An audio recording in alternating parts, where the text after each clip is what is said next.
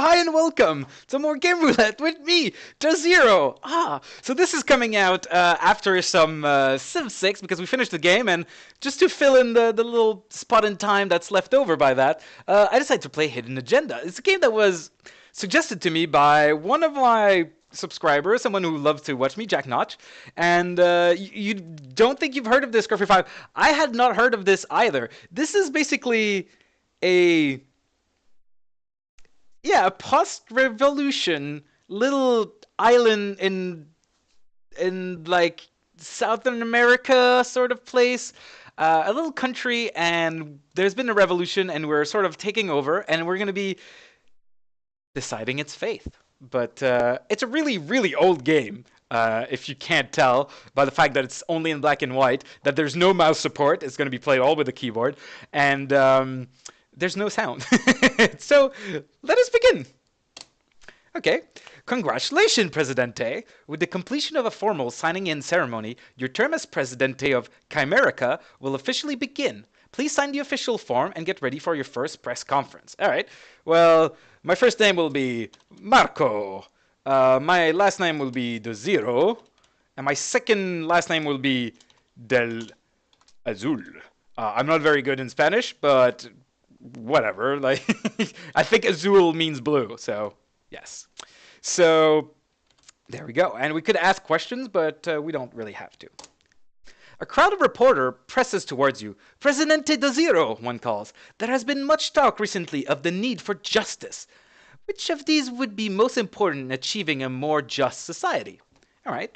Well, we have the choice between protecting citizens from violent repression, eliminate government corruption, and ensure free distribution of information. Now, you know, there's many ways you can play this game. There's basically mostly three ways. You can go kind of centrist, you can go for the right or for the left. You can sort of align yourself with capitalist North America. This is set in like the 1980s.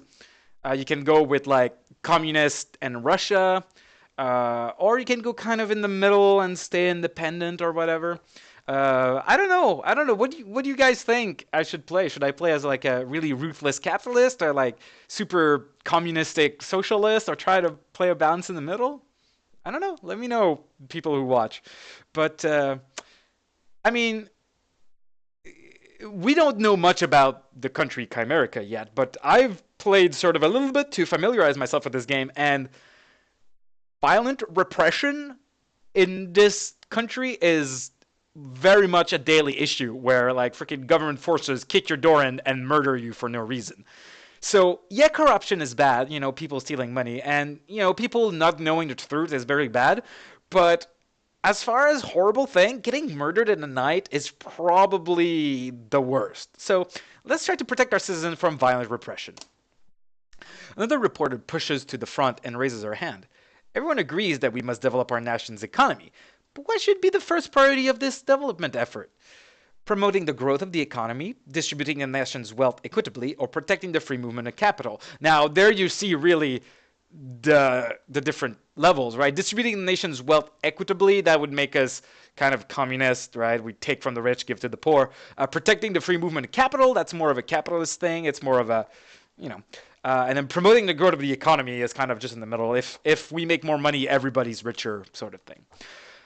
I'm gonna be oh, wow, I'm lining myself up for a communist playthrough right now. Maybe I should go for that. I think once again we're gonna find out a little bit more very soon about this country, and most of the money in this country is in the hand of very, very few people, and it's creating a really, really, really unbalanced society, which causes a lot of the violent repression that we saw. So let's talk about, plus these are non-binding. This is us as a politician making promises. You want to protect the economy. Oh. You want me to be like ruthless and make tons of money. I mean, we could try to play something interesting where we could try to go communist but have a ruthless economy, like a sort of hybrid thing. But then the United States is probably going to embargo us. Because yeah, the things you do have like kind of consequences. They're kind of realistic in that. Oops, sorry. Yeah, let's distribute the wealth. We're gonna be communist. Yeah, we're gonna be dirty communist. A third reporter raises his hand. Thank you, Presidente. One more question. Which of the following will the Dozero administration work hardest to improve? Infrastructure, such as road and utilities, services for the city dwellers, and living standard of the rural poor. Again, infrastructure sounds great. You know, it's like, yeah, you want more roads. That's great. And services for city dwellers, eh. We're going to find out in a moment that basically 60% of our people are starving in this country. I think that's kind of more of a priority. Yeah, living standard for the rural poor. Thank you, Presidente. We look forward to seeing you again after you have appointed the ministers of your cabinet. In the first year of your presidency, the harvest season ends and the dry season begins. Okay. So, here we are. This is our office with the beautiful view, as you can see, from the Presidente's palace. We got probably the Court of Justice. We got a church. Looks very nice. Huh? You know. Let's go check the reports, first of all. So we're going to check our city, our country. Sorry. So this is Chimerica. This is military expense. So there's a couple of things. We just came out of a civil war, is what happened, and then a junta has appointed me as sort of presidente for 3 years. And my goal in these 3 years is to establish a democracy, a long-lasting democracy. Chimerica has always had, dictators and people grabbing power, and my job is to, set the place up for a democracy, or take power for myself. But we're gonna see about that. So you can see here that according to this graph, we were receiving military aid from USA, but that went down a lot, and we also have a lot of losses due to warfare and our military expenditure. But that was before where we started, because we were in a civil war, which kind of makes sense. Social spending. So the spending on infrastructure went down during the war. Healthcare and education stayed about the same, and there was no food price subsidies. Infant mortality. So in the United States, what about 10? It looks like. Latin America is about 80 or so. We're at like 160 or 175, like something insane. So our infant death mortality rate is absolutely crazy, and that's because we don't have any healthcare in this country. Land distribution. Land owned by the wealthiest 5%. So the wealthiest 5% of our country own 60% of the land, which is a lot. We have land owned by private producer, land owned by the state, there's a lot, and there's no land owned by cooperatives, okay? Our food crops. So we can see our production of corn and beans kind of went down a little bit. And yeah, the percent of our population eating less than UN standard nutritional requirement is above 60. So 60% of the people in the country today are starving. That's a problem. Our export crops. So we're exporting coffee and cotton, and cotton is kind of not very good, and coffee is where money is being made, as what you can tell from this graph. Our hard currency earning. So we're making most of our money from cotton and from coffee, and it's going up, and cotton is kind of losing its value. Our currency reserve, and our debt. So our currency reserves are going down because we've been spending money because of the Civil War, and we've gotten a lot of debt. Loan and aid. So they've not been lending a lot of money to us lately because, we've been at war and things have been bad. So, yeah.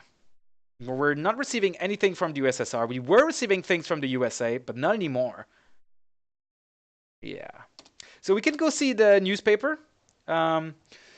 Year 1, week 0 of the dry season. The new Presidente faces a deteriorating economic situation, a splintered military, shortages of food, and a potential power vacuum now that the strong hand of Ferrante no longer guides the nation. Searching for historical parallels, one might best compare the current situation to the fall of Haitian despot Baby Doc Duvalier in 1987. So this is Chimerica Ahora. Okay. Here we have El Independiente. Speculation centers today on the thoughts and aspiration of one individual. In 1959, when Fidel Castro overthrew the Cuban dictator Batista, no one knew if he would turn out to be a true revolutionary or a weak-willed reformer. Today, no one can say with certainty what leadership the nation can expect from this Dozero. Okay. Édition Mondiale, here's a French newspaper. Not since Juan José Arevalo returned from exile to lead Guatemala in 1944 after the fall of the dictator Ubico has a civilian leader so little known come to play such a crucial role in the region's politics as Marco Dozero del Azul does today. Okay. Don't be a puppet of the USA. Okay, we'll try. I don't want to be a puppet of USA in any way. And then we have USA Yesterday here. All the news the nation needs. The street of Poyer, that's the capital of Chimerica, became one endless parade as enthusiastic crowds demonstrated their hopes for the future by honking horns, waving banners, and joyfully traipsing through the city. The spontaneous burst of affection reminded an observer of the enthusiasm Corazon Aquino met once Ferdinand Marcos has finally left the Philippines. So that's all the newspaper we have. So, the first thing we should do is basically we need to pick some ministers. And if we go here, we have 4 ministries in this country. Things are important. We have agriculture, which is where we're making all our money, basically. We're exporting coffee and cotton. So it's really important to us. We have our defense minister, which is also quite important, especially since we just came out of a civil war. We have internal affair. Internal affair does basically everything. It's like laws and like money and debt and like industries. So a lot of things happen in the internal affair. And external affairs, which has to do with, foreign aid and the USA, USSR, and things like that. So that's the 4 sort of people we'll have to pick. And we have 3 parties in our country. So we have the Christian Reform. The Christian Reform, I think can we read about it? Yeah. Formed in the 1940s as a popular alternative, Christian Reform had its heyday during the short-lived reformist government of Leonard Flores in 1950 to 1954. Long the only tolerated opposition party, it managed to avoid banishment even during the worst of a dictator's excesses. It appeals strongest among the small urban middle class, though it is also favored by elements of the coffee producers and the leadership of the Catholic Church. So this is like a sort of centrist government that is based on the church, but that wants to do reform. So they kind of want to do reform, but they're kind of center of the line between the left and the right. Now we have National Liberación, labeled an illegal criminal association by the dictatorship. The perseverance of the National Liberation Front in the face of brutal persecution put it in the forefront of the revolutionary movement.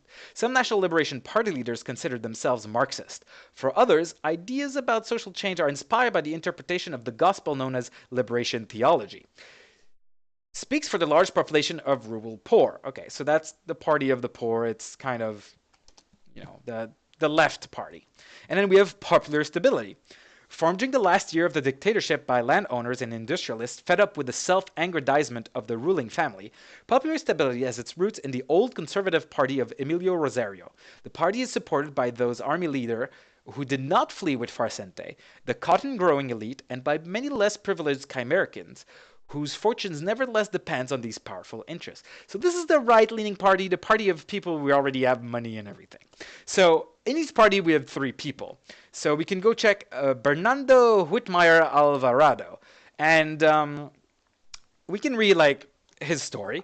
Popular Stability, with financial backing from his family, started a successful automobile import business. When the dictator's cousin insisted on becoming a partner in his enterprise, courageously, some say foolishly, objected. Subsequently forced out of business after undergoing conversion to an evangelical Protestant sect, entered politics as a spokesman for free trade and individual liberty. Okay.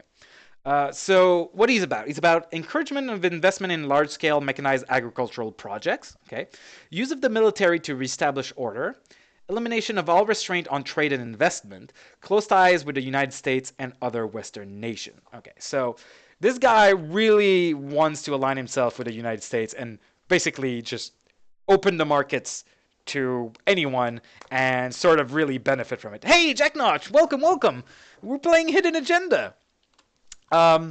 We have here we have Antonio Alejos Espinales, Popular stability amongst the more independent mandate of current army generals. Grew up in a well-to-do family of coffee producers. Trained long ago at West Point. In his younger days, regarded as ablest field commander in the army. During the insurrection, led a faction of the military that broke with Ferrante at a crucial juncture, effectively sealing the dictator's fate. Okay, so this is kind of a turncoat, right? He changed at the last minute for what was going to be his more beneficial thing.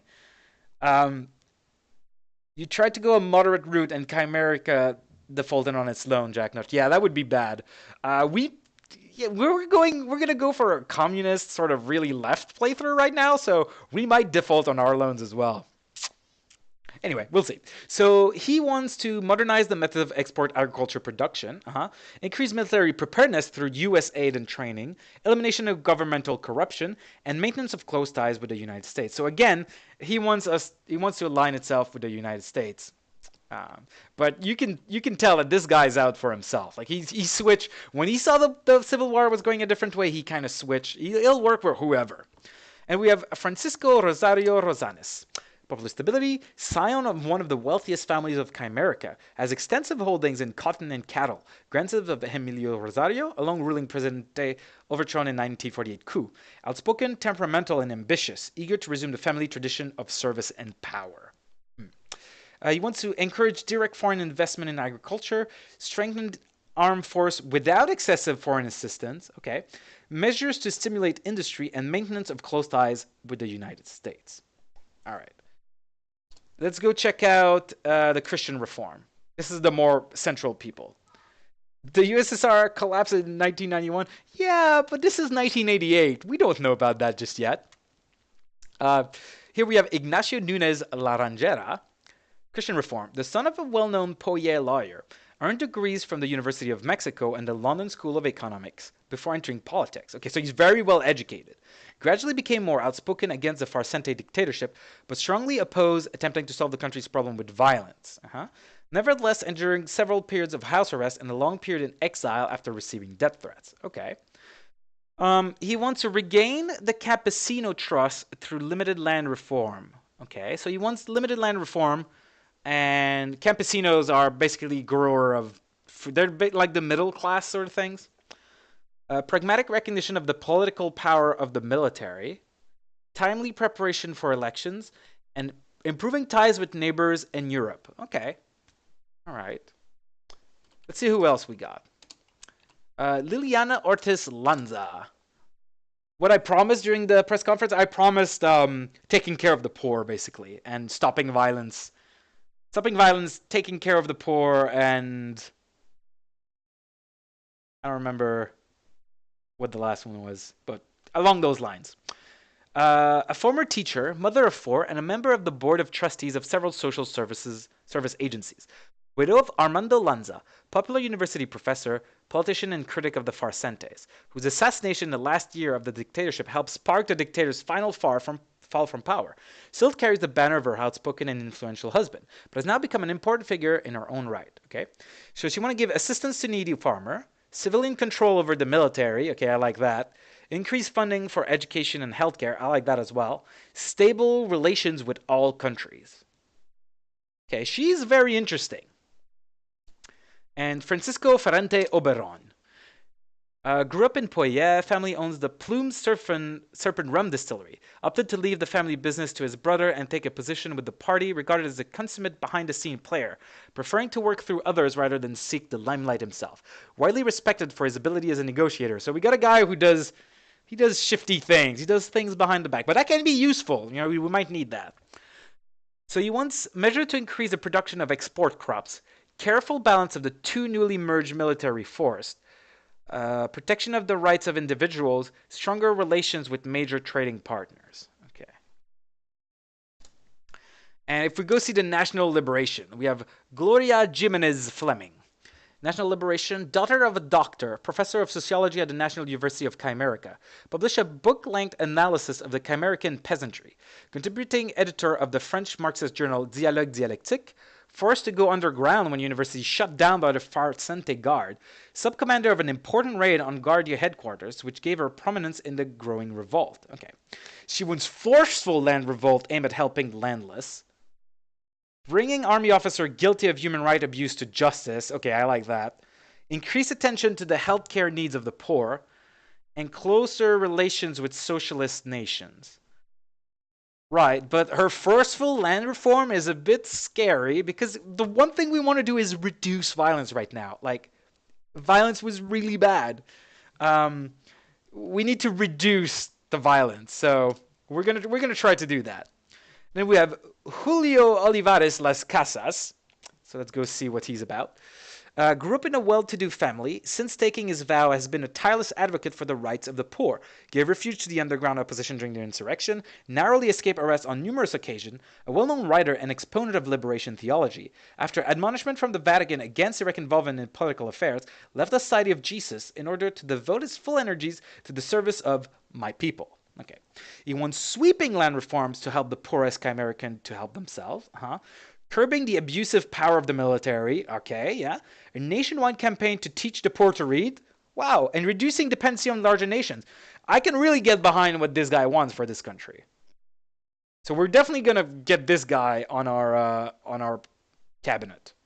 The question is where. And we have one last one. We have Manuel Calderon Iglesias. National Liberation, Commandante of the guerrilla forces, led several of the most important victories of the insurrection, moved to the capital at a young age from a rural village, became active in the resistance while still a teenager, jailed and tortured repeatedly by the Ferrante dictatorship, including a 4-year stint in Teluco prison, known as one of the most level-headed and pragmatic of the revolutionary leader. Oh, all right, that sounds good. He won sweeping land reforms to share wealth and power with the poorest Americans. Integration of the Revolutionary Army with progressive elements of the old army. Okay. Promotion of a nationalist ideology. Ooh, okay, less okay. And non-alignment in foreign affairs. All right. Well, this guy. You're thinking Julio for the internal minister? I'm thinking that too, Jack Notch. But I'm thinking Manuel Calderon. I mean, I'm thinking he's got the most experience and he doesn't feel like he's going to backstab us because he was part of the rebellion, right? So putting him in charge of defense, he knows what he's doing. He knows how it works. He's been in there. He's seen some shit. So I think putting him in charge of the defense, and he wants to integrate the Revolutionary Army with progressive elements of the old army. So he doesn't want to just destroy the army. We're going to need the army. Like, this is a really scary time, but we want to curb the power of the army. And I think he's got the ideals of the revolution. So I think we're going to appoint him to as our defense minister. Here we go. I welcome this new opportunity to serve my country with a deep sense of humility. I will endeavor to prove myself equal to the task. Thank you, Manuel. Then we have Julio. I think, as Jack Notch said, you want a Twitch cabinet? No, please. No Twitch plays in an agenda. That would be like, I don't know how long that would last. But yeah, I do think Julio, I really like him. I really like his ideas. I think we're going to put him in charge of the internal affairs. Actually,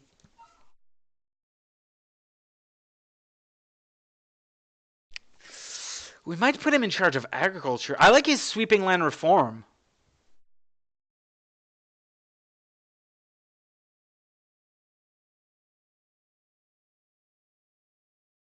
Let's wait a second. Let's go see into Christian reform. Oberon. He's the like mover and shaker. He wants to increase export crops.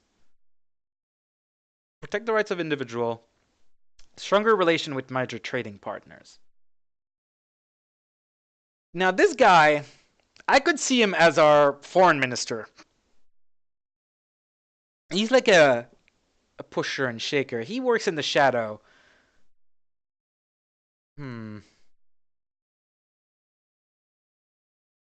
Spreading literacy. Yeah, that would be important, Jack Notch. Who else? Liliana was also very interesting. Civilian control over the military. Stable relations with all countries. Increased funding for education. You know what? Assistance to needy farmers. That's probably... We're going to appoint her to agriculture. I mean, that's... Assistance to needy farmer is wide enough. Oh, but she's not going to be super in favor of major land reform. We don't necessarily need major land. Let's put her as agriculture. Yeah. Let's go put Julio as our internal affair. And Ignacio. He wants elections. I kind of want elections too. Yeah, the economy's in the really bad shape right now.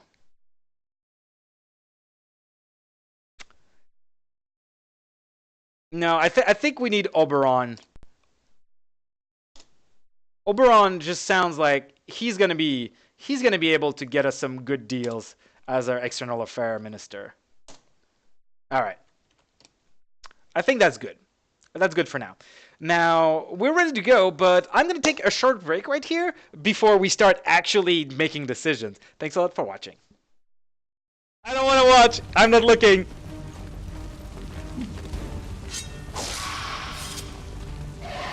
It's not dead! Oh my god. I need to talk to you, Spain, right now. You're not in a position to make demands.